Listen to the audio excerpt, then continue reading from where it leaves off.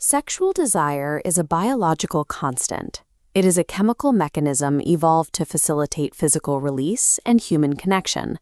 Masturbation naturally facilitates physical release. Clinical data proves it doesn't damage hardware, cause infertility, or restrict pelvic blood flow. The nervous system benefits too. The brain releases dopamine for pleasure and oxytocin for connection, while flushing out cortisol to reduce stress. This creates a functional, closed biological loop, where the anatomy is inherently sound.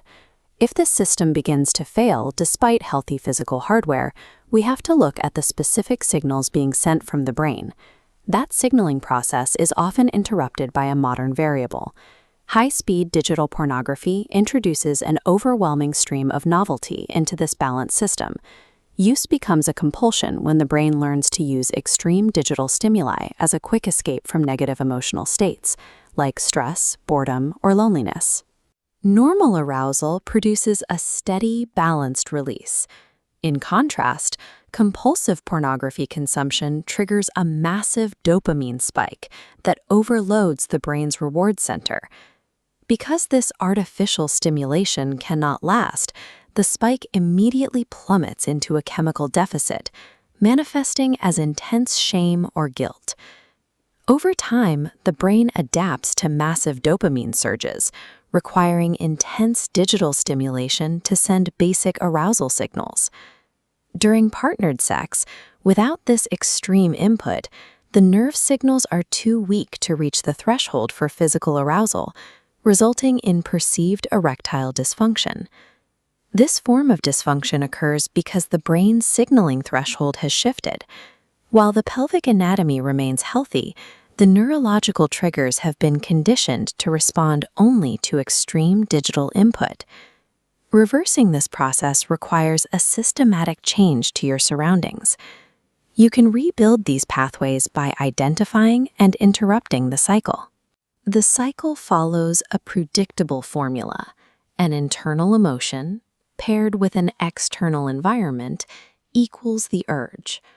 Breaking the loop starts with mapping these variables.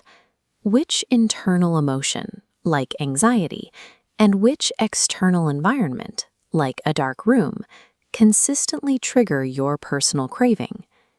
The first countermeasure is building digital boundaries.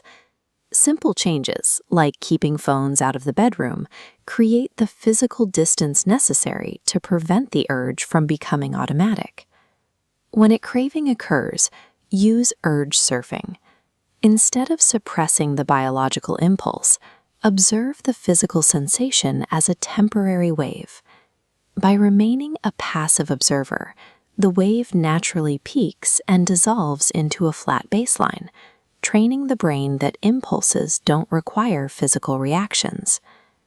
Starving the compulsive pathway in this way forces the brain to adapt. Over time, the neural connections heal and return to their natural sensitivity. Consistent resistance physically reroutes the brain's hardware. Compulsive neural pathways fade from disuse, while healthy pathways connecting the brain to natural intimacy are strengthened. The process involves 4 stages: map the loop, build barriers, surf the urge, and rewire the brain. Identifying these biological triggers replaces shame with specific data. You are no longer fighting an abstract urge, but managing a predictable chemical process that you now have the tools to change.